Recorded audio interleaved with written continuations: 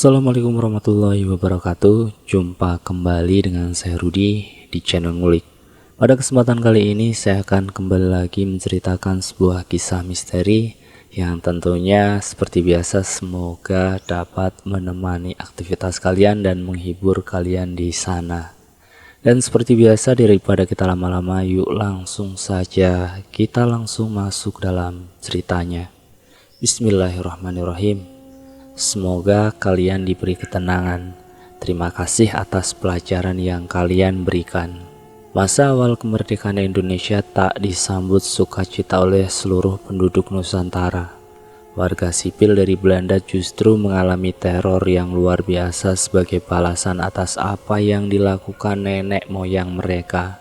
Penjarahan, perampasan, penculikan, pemerkosaan dan pembunuhan merupakan hal yang lumrah terjadi pada masa itu oleh mereka, para pejuang radikal. Entah berapa puluh ribu korban baik dari orang Belanda maupun mereka yang dianggap anti-republik. Sepenggal kisah yang menjadi warisan kelam masa itu akan mencoba saya sajikan dalam cerita ini. Semoga ada hikmah untuk kita semua. Masa awal kemerdekaan Indonesia. Proklamasi kemerdekaan Republik Indonesia membuat keluarga Jansen terkejut dan ketakutan. Ini artinya rencana awal pemerintah Belanda untuk kembali ke Nusantara terancam berantakan. Padahal karir Jansen akan cerah bila itu terjadi. Pegawai muda itu bisa naik pangkat dengan cepat dengan bekerja di kota yang dipersiapkan sebagai ibu kota baru Hindia Belanda. "Pah, bagaimana ini? Bagaimana pekerjaanmu?" Ingrid, istri Jansen, khawatir akan nasib keluarga mereka setelah kemerdekaan. "Entahlah, aku cuma berharap semoga mereka cepat datang dan membereskan situasi ini," ucap Jansen sambil mengepulkan asap tembakaunya. Harapan mereka hanya bertumpu pada kedatangan Nica yang dibantu sekutu untuk merebut kembali negeri ini. Bila gagal maka mereka harus kembali ke Belanda. Itu hanya berarti satu hal, hidup mereka akan jauh lebih sulit. Sebetulnya ada satu hal lagi yang lebih membuat Jansen khawatir. Ya, keselamatan keluarganya. Akhir-akhir ini kelompok pro-republik radikal mulai melakukan teror penculikan, pemerkosaan dan pembantaian terhadap orang-orang Belanda. Itu telah terjadi di kota-kota besar dan di selatan kota mereka. Sebelum tidur, Jansen dan Ingrid melihat ke kamar anak-anak mereka yang bernama John, Willy dan Robin yang telah terlelap dalam mimpi mereka. Rasa khawatir itu coba ditepis Jansen. Ia harus menguatkan keluarganya. "Aku harus mampu melindungi mereka," bisiknya sebelum masuk ke kamar untuk tidur. Tanpa mereka sadari, sekelompok orang sudah mengintai rumah yang sebenarnya tersembunyi dari jalan kecil di depan rumah karena terhalang dua rumah lainnya. Malam jahanam baru saja akan dimulai. Tahun 2015, Jumat siang di sebuah kota di barat Pulau Jawa, Ki membawa mobil dengan tergesa-gesa. Kemacetan siang itu membuat ia sangat jengkel. Ia sudah terlambat janji dengan pacarnya yaitu Rizka. "Bangke, jam segini sudah macet aja," umpat Ki keras-keras. Mobilnya berbelok zigzag menyalip kiri dan kanan serampangan yang disambut klakson keras dari angkot kanan. "Goblok, tir yang bener," seru supir angkot tersebut. Ki hanya membalas dengan jari tengah yang mengacung dari jendela. Langit mulai mendung, mobil-mobil dari arah berlawanan mulai nampak basah. Ki semakin memburu pedal gas dan juga rokok di bibirnya. Entah kenapa hari ini terasa berbeda. Hawanya lebih panas dan sekilas pemandangan di depan Ki terlihat sedikit merah. Semakin dekat dengan tujuan, Ki sedikit tenang. Setidaknya ia tidak terlalu ngaret. Namun rasa mengganjal di hatinya justru semakin kuat. Heran hanya karena akan ikut memindahkan barang dari rumah yang katanya angker bisa membuat hatinya tidak enak. Ini tidak biasa. Hari ini ia memang berjanji kepada Rizka untuk membantu membawa barang dari rumah sepupu neneknya Rizka untuk dibawa ke rumah Rizka. Sejak awal Rizka sudah memberitahu bahwa rumah tersebut angker. Rumah mbah sepupu dari neneknya Rizka tersebut memang banyak barang kuno yang berasal dari banyak negara. Di samping itu masih ada juga barang-barang bertuah peninggalan dari almarhum suami mbah yang masih memegang kejawen. Namun satu hal tentang rumah itu yang mengganggu pikiran Ki. Rumah itu ditemukan kosong oleh tentara TKR tanpa ada data siapa pemiliknya sampai suami mbah ditugaskan untuk mengisi rumah tersebut. Sampai hari ini tak ada satupun ahli waris yang mengklaim rumah tersebut. Di sebuah masjid berhalaman luas, Ki berhenti sejenak untuk sholat dan meminta petunjuk. Ia merasa perlu untuk itu. Sebuah petilasan ritual bukan untuk diremehkan. Selain itu rasa penasaran tentang asal-usul rumah dirasa terlalu mengganggu. Ki melangkah keluar sambil mengecek HP. Ada banyak notifikasi pesan dari Rizka menanyakan keberadaannya. Asem, marah lagi nih, gerutu Ki. Halo Yang, aku udah di masjid nih, dekat situ. Ki nelpon Rizka. Lama, balas Rizka dengan dingin. Ya maaf, biasa, macet. Hehe, balas Ki. Ya udah, aku jalan ke sana. Lokasinya nggak ada di Maps. Rizka dan Ki memang janjian di masjid tersebut karena tempat tersebut dekat dengan kampus mereka dan juga rumah Mbah. Rizka tiba dan langsung mengajak Ki pergi. Mereka udah nunggu dari tadi Yang. Barangnya udah banyak di packing juga. Rizka membuka pembicaraan. Oh ya, aduh maaf ya nggak bisa banyak bantuin, balas Ki. Mobil tersebut menelusuri jalan sempit kompleks perumahan zaman Belanda. Kondisi kompleks tersebut nampak basah setelah diguyur hujan tadi siang. Suasana sore itu sangat hening. Perlahan kabut mulai turun. Tak lama mobil biru G berbelok ke sebuah jalan sempit dengan pagar terbuka yang diapit dua rumah. Gerbang itu terlihat tak terawat dan berkarat. Jalan ke rumah itu beralas rumput yang baru saja dipotong, sedangkan kiri kanannya tembok rumah tetangga. Rumah tersebut terletak di belakang dua rumah di depannya. Bangunan gaya Belanda tersebut tampak sangat tua dan tak terawat. Sudah ada dua mobil terparkir di halaman yang cukup luas tersebut. Sebelum masuk rumah, G tertegun menatap rumah tersebut. Auranya pekat, lebih pekat daripada kabut yang mulai turun. Seolah ada banyak yang ingin disampaikan oleh rumah tersebut. Ayo Yang, masuk, kata Rizka membuyarkan lamunan Ki. Di rumah tersebut telah ada Mbah dan anaknya, Nini Ita serta cucunya, yaitu Om Dewa. Di dalam juga ada ayahnya Rizka, Pak Ahmad dan Om Soni, tetangga Rizka yang sering membantu pekerjaan kasar. Mereka tengah asik mengobrol sambil memilah-milah barang. Assalamualaikum, maaf baru datang, saut Ki yang dibalas oleh semuanya. Gak apa-apa nak, mari masuk, maaf rumahnya berantakan ya, kata Mbah mempersilahkan masuk. Mbah, wanita tua berumur lebih dari 80 tahun itu masih tampak segar dan energik. Hidupnya dihabiskan dengan berjalan-jalan dan aktif dalam berbagai kegiatan sosial. Itulah mengapa banyak barang koleksi dari seluruh dunia berada di rumah itu. Mbah sebenarnya sudah tidak tinggal di rumah itu sejak lama, tepatnya sejak suaminya meninggal. Beliau lebih sering tinggal bersama Om Dewa atau kerabatnya di Jakarta. Sementara Niita lebih sering bepergian ke berbagai daerah sebagai peneliti. Terima kasih Mbah, balas Ki kepada Mbah. Wah, ini calonnya Rizka ya? Sapa Ninita? Hayu Ki, minum dulu, sapa Om Dewa sambil memberikan botol air mineral. Rumahnya serem ya? Tanya Om Dewa yang dibalas anggukan Ki. Sambil mengobrol, Ki memperhatikan seksama bagian dalam rumah tersebut. Penerangannya sangat kurang, hanya di ruang tamu dan ruang tengah terdapat lampu neon. Itu pun masih membuat cahaya terasa temaram dan tak terang. Di dalam terdapat 3 kamar yang hanya difungsikan untuk menyimpan barang-barang saja. Sementara Mbah biasa tidur di ruang tengah yang terdapat ranjang serta TV.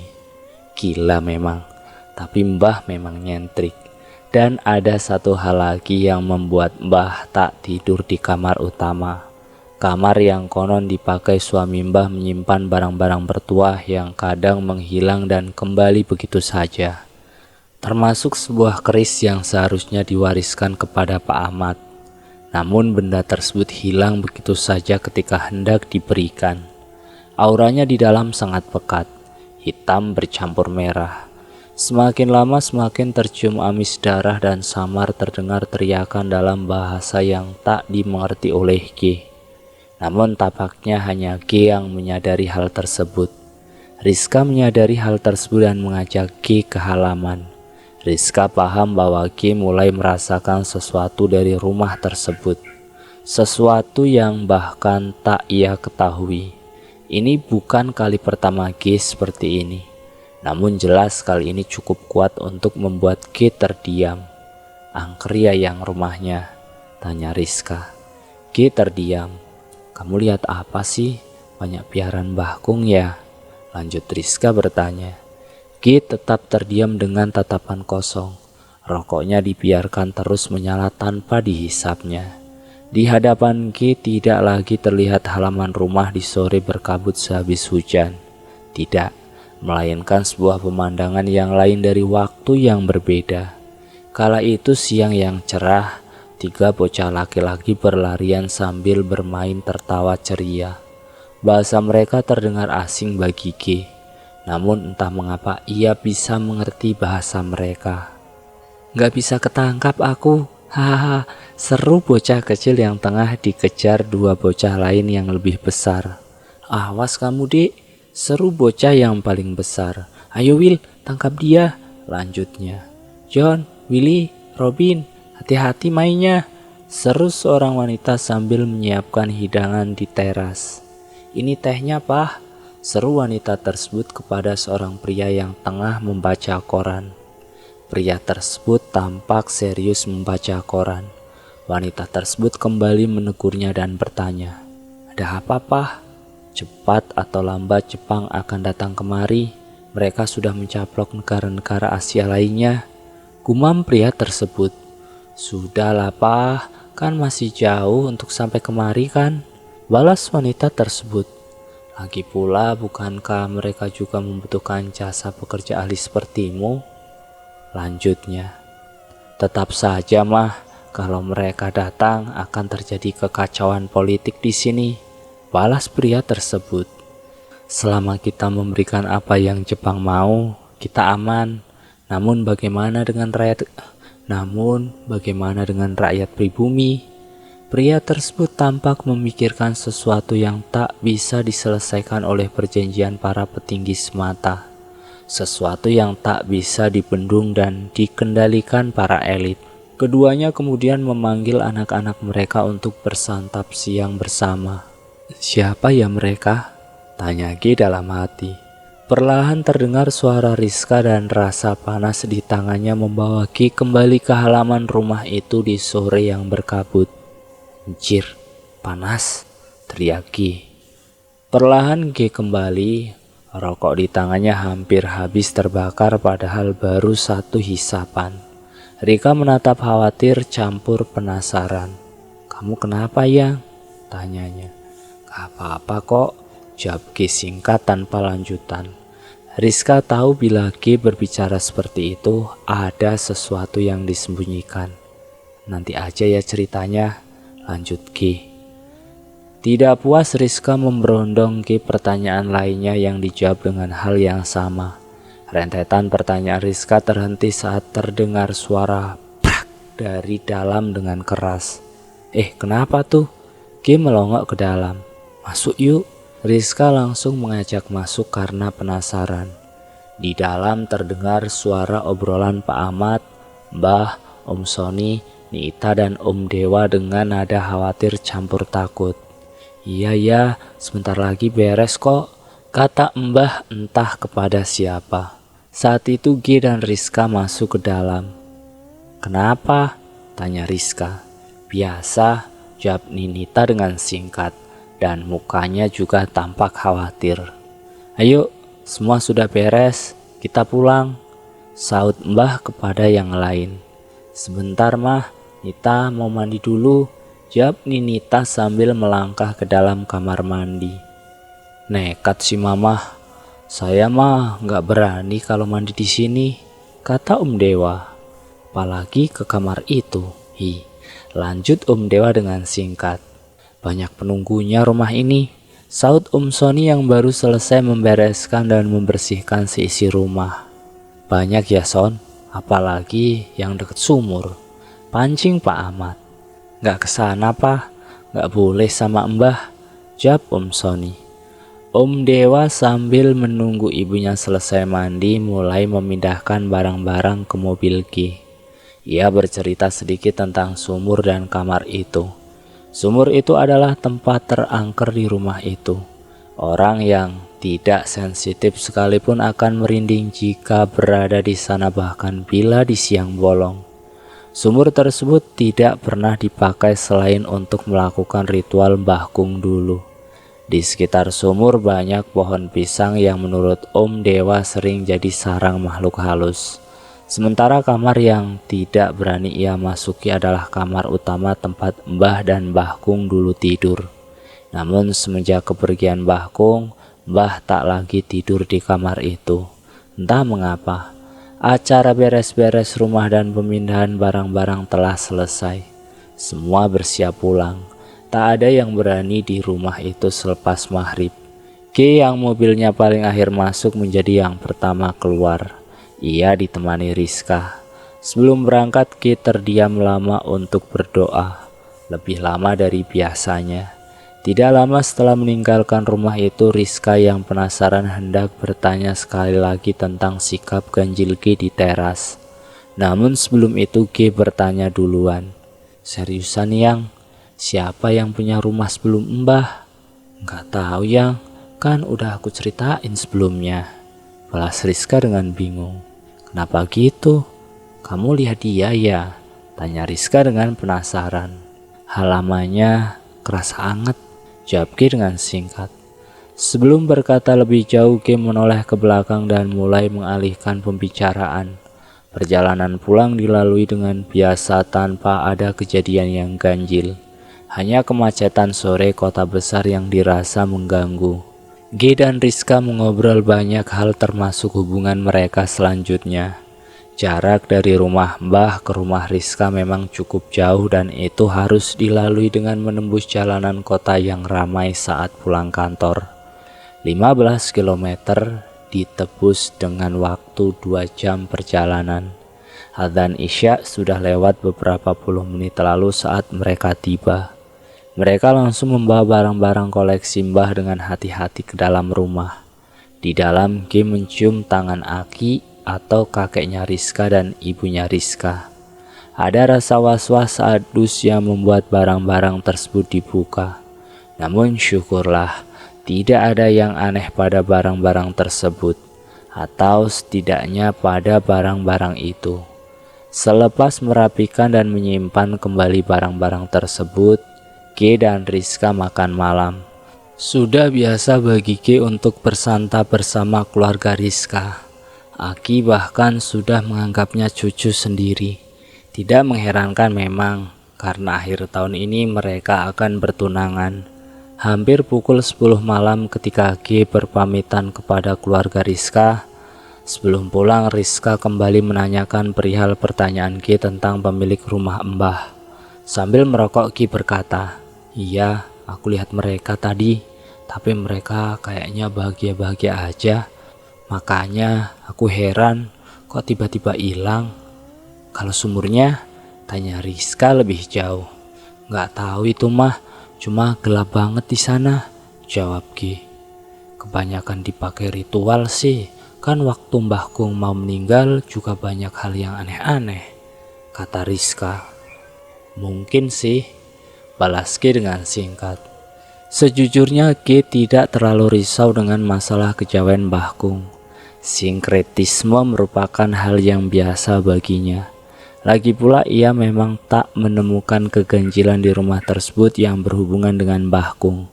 Namun ada hawa lain yang mungkin mencoba ditutupi oleh Mbah Kung dulu. Setelah pamit, mobil G berlalu perlahan. Rizka melihat mobil biru tersebut berlalu. Rizka paham G menyembunyikan sesuatu. Orang sesensitif G tidak mungkin tidak merasakan hawa angker dari rumah Mbah. Kalau bukan peninggalan Mbah Kung, pastinya lebih besar. Herannya Rizka yang sebenarnya juga sensitif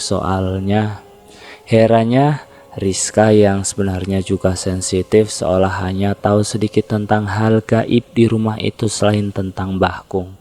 Kecuali anak kecil yang sering mengajaknya bermain saat berkunjung ke rumah Mbah dulu saat kecil. Bocah laki-laki berambut pirang yang hanya ia lihat sendiri. Hisapan terakhir rokok G lebih panjang daripada biasanya. Ia menyemburkan asapnya ke segala penjuru mobil. Bau asap memang, namun hal tersebut membantunya untuk fokus menyetir.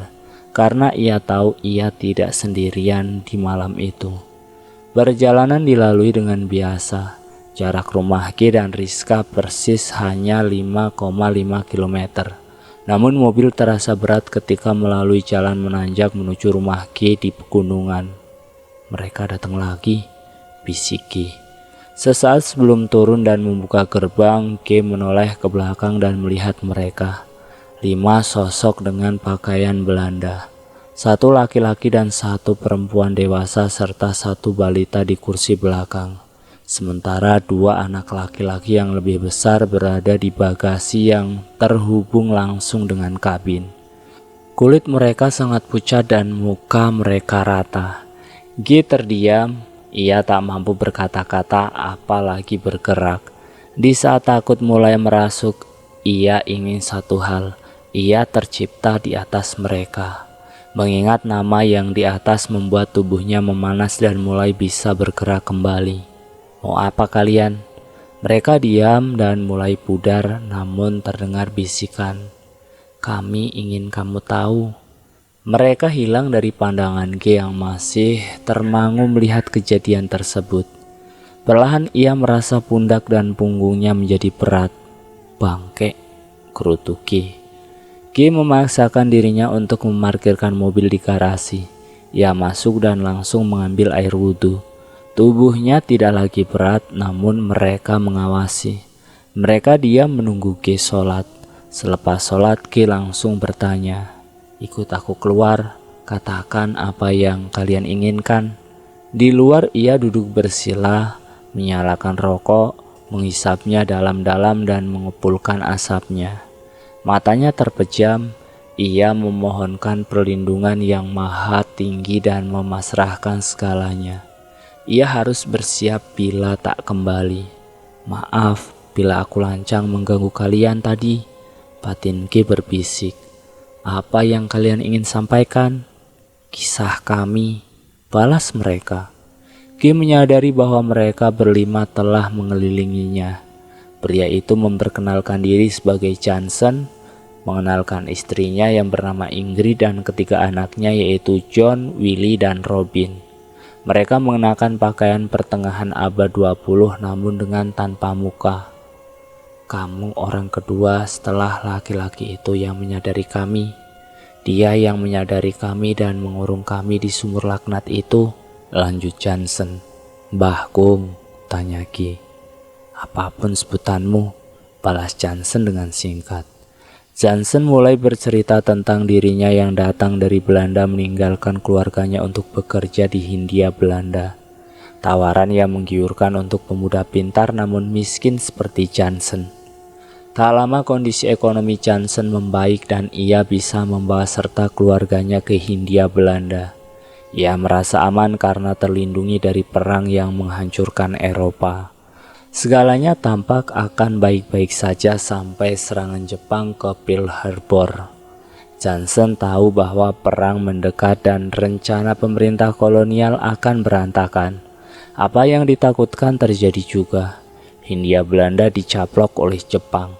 Tempat Jansen bekerja diberikan jaminan keamanan dari pihak Jepang selama mau menuruti permintaan mereka. Namun yang membuat Jansen takut adalah pergerakan dari kaum pribumi pro, pergerakan yang cenderung lebih radikal akibat janji dari Jepang dan fokus pemerintah kolonial pada Perang Pasifik. Teror terhadap orang-orang Belanda semakin lama semakin keras.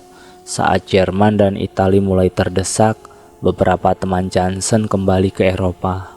Semakin terdesak Jepang, semakin kacau keadaan. Teror dan intimidasi adalah hal yang biasa bagi pekerja asal Belanda seperti Jansen. Hinaan, perampokan, penculikan, dan pembunuhan menjadi semakin biasa. Ada dua pilihan bagi Jansen: kembali ke Eropa yang mulai membaik atau bertahan di Hindia Belanda dengan resiko yang besar namun menjanjikan keuntungan besar pula bila Belanda kembali. Di sini ia melakukan kesalahan terbesar dalam hidupnya. Di malam jahanam itu, Laskar Hitam menyatroni rumah Jansen. Menyekap keluarganya, mereka memaksa keluarga Jansen mendengarkan ocehan tentang balaspati. Mereka mengatakan bahwa orang-orang Belanda seperti Jansen tak pantas mati tenang.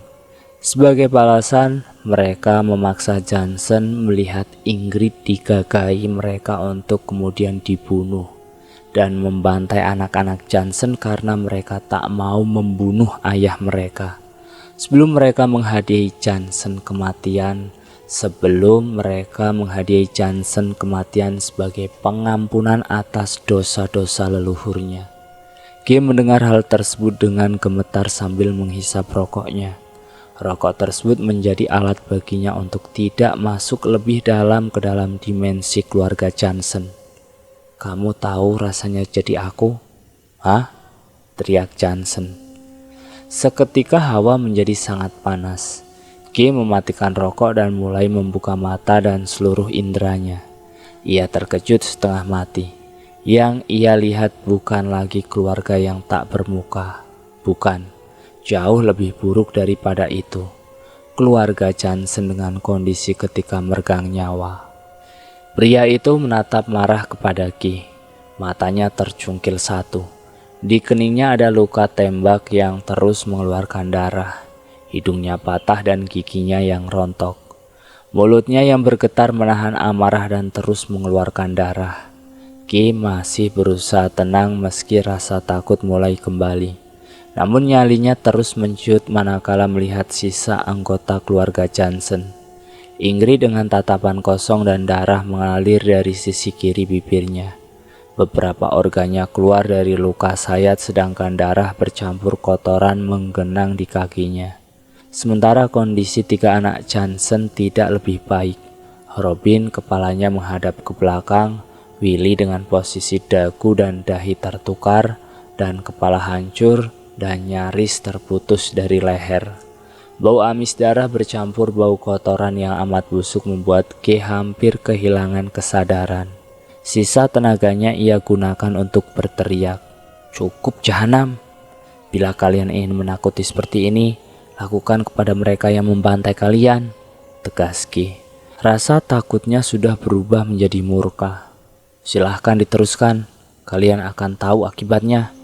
Demi Tuhan yang Maha Tinggi, Allah yang Maha Agung, silahkan macam-macam, bawa kutukanku untuk kehancuran kalian meski dunia tidak lagi berwaktu." Entah dari mana G bisa mengucapkan hal demikian. Namun bentuk keluarga Jansen kembali menjadi normal dan bahkan memiliki wajah. "Maaf ya," kata Ingrid memohon maaf. Kami tak bermaksud seperti itu," lanjutnya. Ia mulai melanjutkan bahwa jasad mereka dibuang ke sumur. Bahkung mengetahui itu dan mengurung mereka di tempat itu dan hanya diperbolehkan untuk pergi ke kamar utama. Ya, kamar tempat pembantaian itu terjadi. Sumur tersebut dipagari secara gaib dan ditunggui oleh para lelembut lainnya. Keluarga Jansen marah dan mencoba lari namun tidak pernah berhasil. Pagar gaib dan penunggunya terlalu kuat. Ingrid mengerti bahwa Mbah Kung sebenarnya hanya ingin melindungi keluarganya dari mereka. Amuk mereka membuat mereka ingin menghancurkan para pribumi sebagai balasan. Serangan tersebut membuat Mbah Kung mengurung mereka kecuali Robin yang dapat bermain lebih bebas. Namun pagar gaib tersebut runtuh seketika Mbah Kung meninggal. Lantas, mengapa harus aku dan apa sebenarnya yang kalian inginkan? Tanya Ki. Karena hanya kamu yang merasakan kami, sedangkan yang lain menganggap semuanya karena ingon-ingon Mbah Kakung. Tegas Johnson dan ia kini telah kembali tenang. Kami hanya ingin keadilan dan ketenangan, lanjut Johnson. Dengan lelah raga dan jiwa Ki menjawab, iya, aku mengerti. Kamu belum mengerti sepenuhnya, sanggah Robin. Kesal dan letih, Ki keras menjawab, aku tahu anak kecil, diamlah sejenak untuk malam ini. Sebuah jawaban yang disesalinya kemudian. Johnson tersenyum misterius dan perlahan muka mereka menghilang kembali. Ki terkejut, namun kemudian bernafas lega ketika perlahan mereka menghilang. Masih ada asa untuk esok. Ia melangkah masuk dan terperanjat ketika melihat jam menunjukkan pukul 2:30 dini hari. 4 jam berlalu seperti 30 menit. Anjing, sudah pagi nih, bangsat. G masuk kamar dan memaksakan diri untuk tidur setelah berdoa sebelumnya. Seketika ia terlelap, mengalah pada lelah dan kantuk, namun tidak untuk angkuhnya bahwa semua telah selesai. Namun samsara terus berulang, dan G harus paham itu. Malam jahanam pun berlanjut. Malam itu hujan turun rintik-rintik. G menyetir seorang diri entah kemana. Jalan yang ia lalui adalah jalan yang telah ia lalui sejak kecil. Namun saat ini terasa berbeda, lebih sepi dan lebih gelap. Semakin lama jalanan terasa semakin sepi dan gelap. Suasana mulai mencekam. Ki mulai merasa aneh, bukan pada jalan namun setir yang ia pegang. Kenapa berat gini ya? Batin Ki. Setir tersebut sulit untuk Ki kendalikan. Ketika diputar ke kiri, akan ada hentakan ke kanan dan sebaliknya. Sebelum tiba-tiba bergerak sendiri dengan liar. Mobil itu pun bergerak liar sebelum terperosok ke sebuah parit. G merasa sakit di kepalanya setelah membentur kaca jendela. Kepayahan ia berusaha keluar dari mobil. Yang ditemuinya bukan air comberan namun genangan darah. Di parit itu berserakan jasad-jasad laki-laki yang hanya mengenakan celana pendek atau cawat. Tubuh mereka tampak sangat kurus dengan mata dan mulut terbuka. Allahu Akbar, apaan nih? Pekike.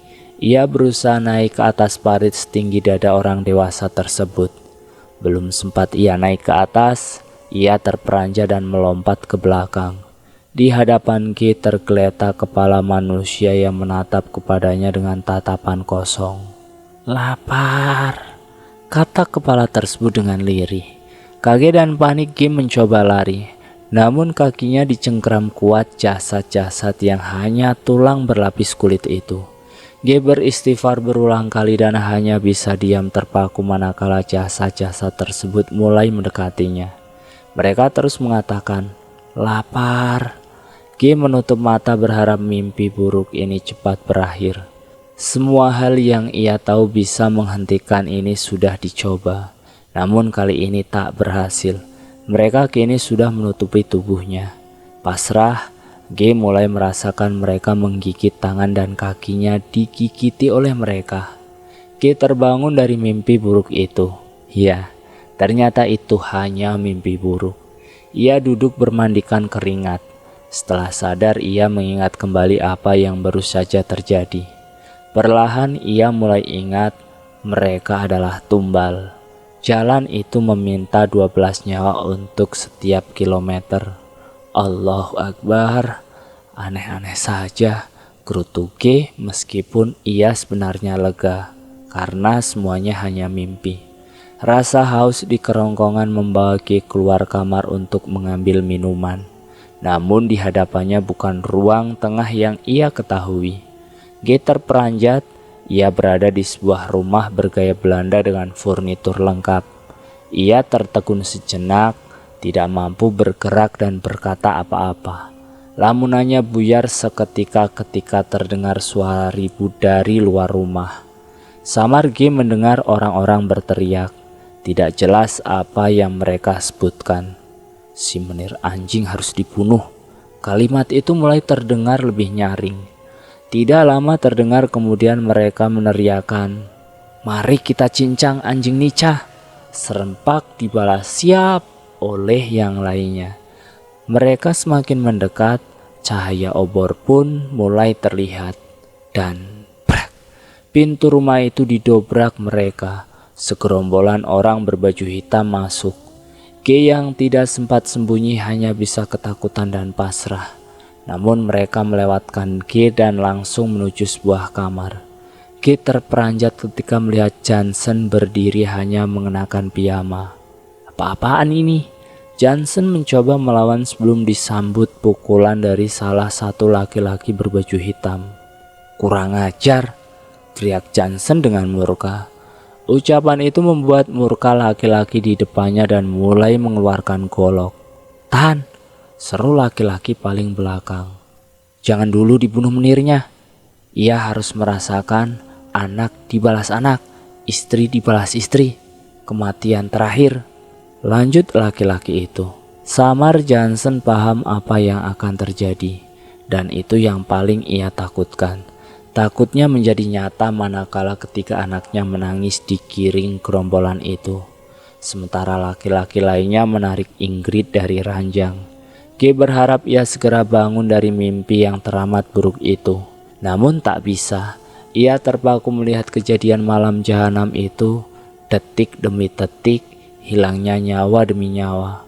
Bagaimana keluarga Johnson meregang nyawa satu persatu. G hanya bisa terdiam dan kaku ketika melihat Ingrid diperkosa di depan suami dan anak-anaknya untuk kemudian disiksa hingga meregang nyawa. Ia melihat bagaimana Ingrid meninggal tragis. Mata terbuka lebar dengan air mata, sementara darah terus mengalir dari mulutnya. Ketiga anak Johnson selanjutnya, mereka kehilangan nyawa dengan leher berputar. Mereka tidak mau menukar nyawa mereka dengan nyawa ayahnya. Tersisa Johnson seorang. "Menir, kau sudah tahu rasanya kehilangan anak dan istrimu, bukan?" Laki-laki yang sepertinya pemimpin gerombolan itu mendekati Johnson yang hanya bisa diam dengan mulut menganga. Ia tak bisa lagi berusaha melepaskan diri. "Ini hadiah untukmu." Dan dar. G belum bisa bergerak. Ia sangat syok melihat kejadian itu. Sementara itu jasad keluarga Johnson dibawa gerombolan tersebut ke sebuah tempat di dekat rumah. Gerombolan itu masih di rumah itu. Entah apa yang mereka lakukan. Tak lama terdengar suara sesuatu yang berat jatuh ke dalam sumur. Gerombolan itu bergerak meninggalkan rumah Johnson. Kini hanya G seorang diri ditemani kesunyian dan bau amis darah. Ia benar-benar takut dan bingung. Ia terjebak dalam kegilaan malam jahanam. Prang! Sebuah benda terlempar memecahkan kaca dan menggelinding ke arah G. Ya, ternyata itu adalah kepala Johnson. Kepala itu menghadap G dengan ekspresi yang menakutkan. Mata melotot keluar dan seperti menatap G dengan lekat. Mereka seperti saling bertatapan entah berapa lama. Kemudian kepala itu mulai berucap perlahan. "Sekarang kamu mengerti kan?" G mencoba menggerakkan bibirnya. Perlahan ia berucap, "Maaf." Perlahan tempat tersebut mulai berputar. G pasrah akan dibawa ke astral mana. Dimanapun itu berputar. Kata itu tiba-tiba terngiang dalam benak G. Singkat cerita, G akhirnya terbangun di kamarnya. Tubuhnya letih luar biasa. Perlahan ia berjalan ke arah jendela, memastikan bahwa ia benar berada di dunianya. "Alhamdulillah," ucap G ketika melihat pemandangan itu benar-benar di kamarnya. Jam menunjukkan pukul 3:15 pagi. Sayup terdengar adzan pertama. Namun G tidak terbangun di hari yang sama. Ia terbangun di hari Senin dini hari, 2 hari telah dilewatinya di dimensi itu. Ada ratusan pesan dan puluhan miss call di HP-nya. Kepada semuanya termasuk Rizka, ia hanya menjawab ia tidak enak badan di hari Sabtu Minggu. Senin itu G memaksakan diri bekerja. Semua orang menanyakan mengapa wajahnya tampak pucat dan kelelahan. Jawabannya selalu sama, belum fit benar. Semua memintanya untuk beristirahat, kecuali satu orang yang sudah G anggap sebagai kakak. "Udah main kemana Ki?" tanyanya. Terkejut namun maklum pertanyaan dengan kakak angkatnya itu. G menjawab, "Jalan-jalan Kang." G paham kakak angkatnya itu memiliki pengalaman yang lebih gila dari yang ia alami kemarin. Sebelum berpisah ia berpesan, "Lain kali kalau ada apa-apa beritahu, jangan sampai tidak." G hanya membalas, "Siap." Hari itu pula ia memberitahukan semuanya kepada Rizka, termasuk tentang kutukan samsara kebencian yang harus diputus. Tidak semua pati harus dibayar pati atau semua akan selalu saling membenci pada akhirnya. Tidak lama dari itu rumah tersebut dibersihkan atas saran dari Rizka. Sebuah ritual pembersihan dilakukan di sumur itu, termasuk mengambil satu barang pusaka milik Mbah Kung yang membuat keluarga tersebut tetap berada di rumah itu. Barang pusaka tersebut diberikan kepada Om Dewa yang kemudian entah disimpan atau dibuang. Entah berhubungan atau tidak, beberapa minggu kemudian Mbah yang selama ini sehat jatuh sakit dan harus dirawat di ICU. G dan Rizka ketika menjenguk Mbah tahu waktunya Mbah sebentar lagi. G menguatkan Rizka untuk bersiap menerima kehendaknya. Hal tersebut mereka simpan berdua. Takdir tidak untuk didahului. Malam itu suara burung berkicau nyaring di dekat rumah Rizka. Burung yang sama berkicau 1 hari 1 malam ketika almarhumah neneknya Rizka meninggal dulu. Rizka sadar waktunya terus mendekat. Keesokan harinya burung tersebut masih tetap berkicau. Dan benar saja, menjelang malam Mbah menghembuskan nafas terakhirnya. Wajah Mbah terlihat tenang ketika disemayamkan, seolah telah selesai menyelesaikan sebuah tugas yang berat. Saat itulah G kembali melihat keluarga Jensen. Mereka samar berbisik bahwa Mbah sebenarnya mengetahui mereka dan itulah alasan mengapa banyak sekali barang-barang koleksi dari Eropa di rumah Mbah dulu, untuk menghormati pemilik rumah yang terjebak di dalamnya. Belum selesai, sebelum perlahan menghilang, keluarga Jensen berkata bahwa mereka bukan satu-satunya.